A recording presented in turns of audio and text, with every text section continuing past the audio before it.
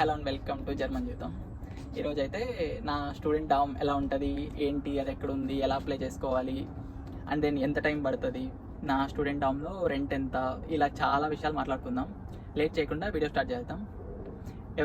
ముందుగా ఎవరైనా ఈ వీడియోలో మన ఛానల్కి ఫస్ట్ టైం చూస్తుంటే మాత్రం ప్లీజ్ సబ్స్క్రైబ్ అయితే చేసుకోండి. అలాగే మాస్టర్స్కి ఎలా రావాలి ఇలాంటి చాలా వీడియోస్ చేశాను, సో వెళ్ళి తొందరగా చూసేయండి.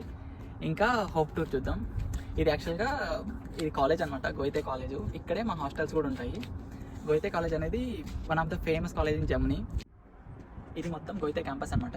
నా వెనకాల చూస్తున్నారు కదా మెయిన్ బిల్డింగ్, అదే మెయిన్ ఎంట్రన్స్ అనమాట.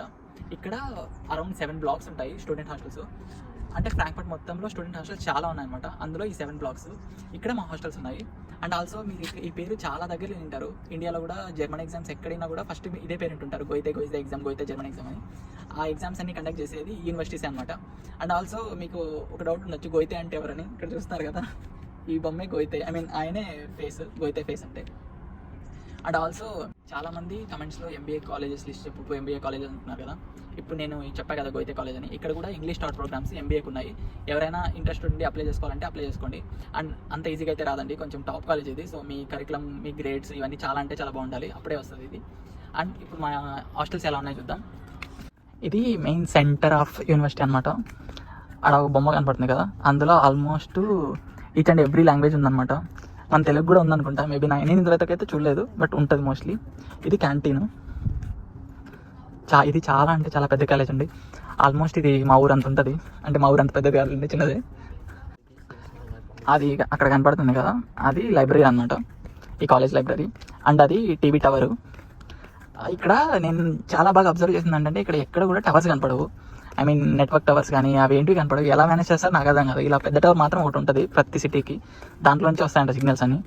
అండ్ ఆల్సో ఈ కాలేజ్ అనేది చాలా అంటే చాలా వెరైటీ కోర్సెస్ ఆఫర్ చేస్తుంది.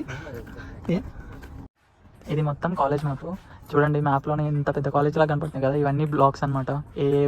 ఏ బ్లాక్స్ ఏది అని. అండ్ ఇవి మొత్తం హాస్టల్స్, ఇంకా మొత్తం 7 బ్లాక్స్ ఉంటాయి. ఇది హాస్టల్స్ మ్యాప్, మొత్తం 7 బ్లాక్స్, మధ్యలో క్యాఫ్టేరియా ఉంటుంది. మేము ఉంటుంది హౌస్ 6 అనమాట.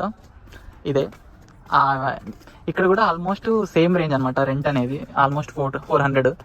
బట్ ఏమంటే కొంచెం ఆర్కిటెక్చర్ డిఫరెంట్ ఉంటుంది. కొన్ని దాంట్లోకి బాత్రూమ్స్ ఇంక్లూడ్ అయి ఉంటాయి, కొన్ని దాంట్లోకి బాత్రూమ్స్ అనేవి సపరేట్ ఉంటాయి, కిచెన్స్ అనేవి కొన్ని డిఫరెంట్ ఉంటాయి. మా హాస్టల్ ఇది 6th బ్లాక్ అనమాట. యువతలు అన్నీ చాలా ఉంటాయి, ఈ 4, ఈ 5, ఆ మధ్యలోది క్యాఫ్టేరియా. ఇది మొత్తం ఇంకా లెటర్ బాక్సెస్ అనమాట. ఇక్కడ కనపడుతున్నాయి కదా, లెటర్ బాక్సెస్ అనేటివి జర్మనీలో ఎంత ఇంపార్టెంట్ అంటే, మీకు ఈచ్ అండ్ ఎవ్రీథింగ్, ఎంత స్మాల్ థింగ్, మీ కంపెనీ లెటర్స్ కావచ్చు, ఏమైనా కావచ్చు, గవర్నమెంట్ లెటర్స్ కావచ్చు, ప్రతిదీ లెటర్స్ వస్తాయన్నమాట. ఫిజికల్ లెటర్స్, మెయిల్స్ రావు, ఫోన్స్ రావు, ఏం రావు. If in case letter miss అయిందంటే ఇంకా మీరు పోయినట్టే. సో మీరు ఎక్కడైనా ప్రైవేట్ అపార్ట్మెంట్లో ఉన్నా కూడా ఇక్కడ లెటర్ బాక్సెస్ మీద మీ నేమ్స్ ఉండేలాగా చూసుకోండి. సో ఇట్లా ప్రతిదానికి ప్రతి నేమ్కి కీస్ ఉంటాయి. అలా కీస్ ఓపెన్ చేసి చూసుకోవచ్చు అనమాట, ఏమైనా లెటర్స్ ఉన్నాయా లేదని చెప్పి. అండ్ దెన్ ఇది washing area, smoking area. Washing area free అనుకున్నారు, ఫ్రీ కాదు, అది ఇంకొక అద్భుతం అన్నమాట. ఇది ఒక అద్భుతమైన స్వర్గం లాంటిది. ఇది వాషింగ్ ఏరియా. ఇది ఇక్కడ మనకి ఒక కార్డ్ ఇస్తారు, ఆ కార్డ్ లోడ్ చేసుకోవాలన్నమాట.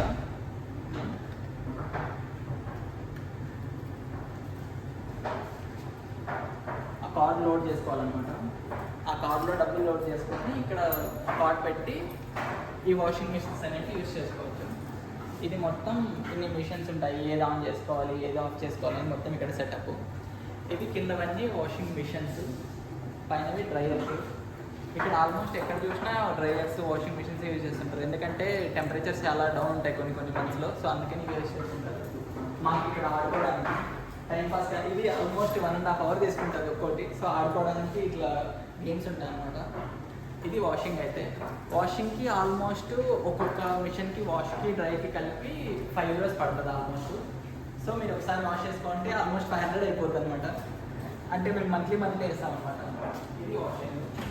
ఇది జర్మనీలో మీరు ఎక్కడికి వెళ్ళా మోస్ట్లీ ఉంటుంది. ఇదేంటంటే మీరు ఏ రూమ్కి అయితే రింగ్ చేయాలనుకుంటున్నారో వాళ్ళ నెంబర్ క్లిక్ చేస్తే వాళ్ళకి కాల్ వెళ్తుంది అనమాట. వాళ్ళు మీతో మాట్లాడి అవును అనుకుంటే డోర్ తీయచ్చు, లేదనుకుంటే డోర్ తీయకుండా ఉండొచ్చు. సో ఇదనమాట, ఇక్కడ నెంబర్ కొట్టి వాళ్ళు రింగ్ చేయొచ్చు. బట్ మనకి ఆడ ఎవరు రూమ్లో లేరు కాబట్టి మనం ముస్లిం కీస్ తీసుకోవాలి.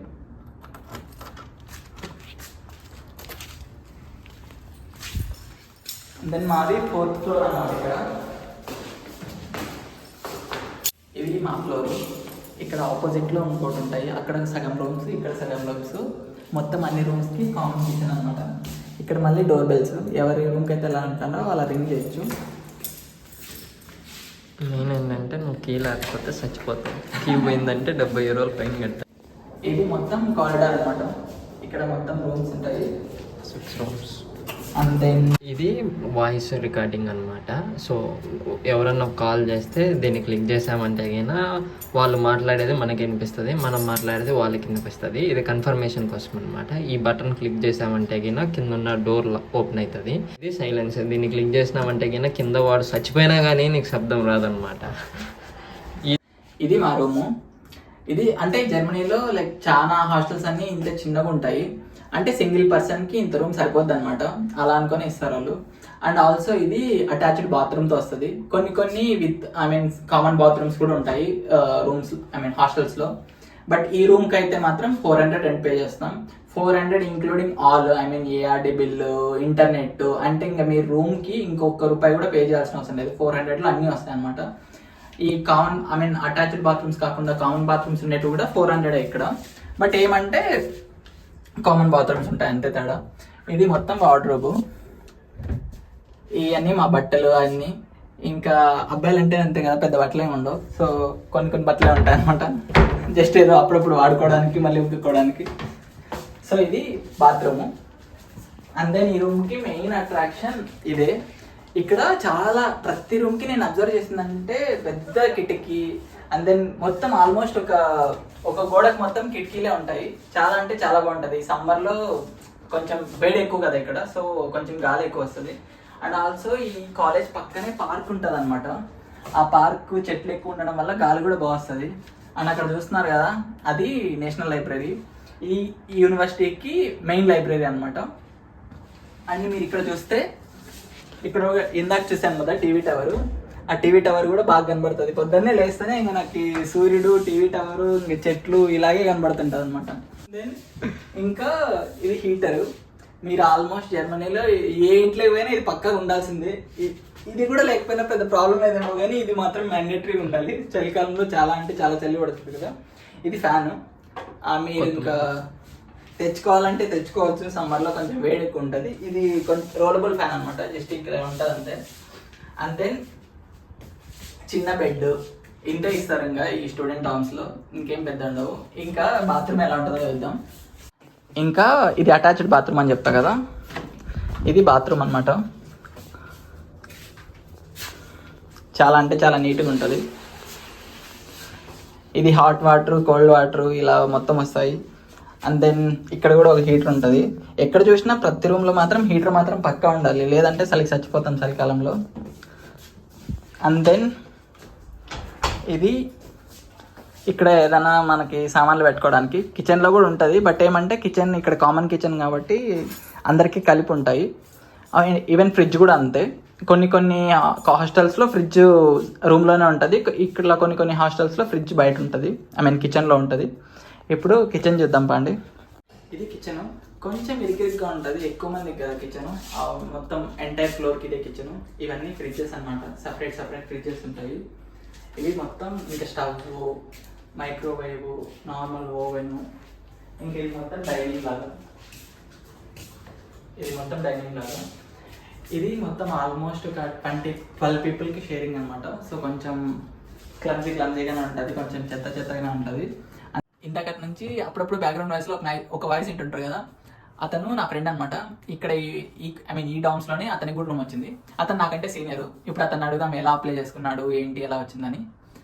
ఇప్పుడు చెప్పు. ఆ బ్రోకి ఫేస్ చూపించడానికి కొంచెం సిగ్గు అనమాట, సో అందుకని ఫేస్ చూపించలేదు, బట్ వాయిస్ వస్తుంది, సో అడ్జస్ట్ అయిపోండి.